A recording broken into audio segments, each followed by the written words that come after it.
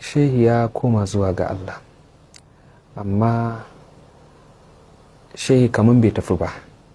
Shehi yana nan, saboda kafin ya koma zuwa ga Allah ya assasa abin da ba a samu wanda ya assasa irin wannan abin ba a tarihin malaman musulunci. Tun daga ƙarni na 2 har zuwa yau, shehi yana da sawabik da ba a samu wanda yake da irin wannan abin ba. 'Ya'yan shi sama da guda 90 mahaddata alƙur'ani, yana da makarantun alƙur'ani sama da 700, wanda suka haddace alƙur'ani a ƙarƙashinsa sama da 100 da kaza,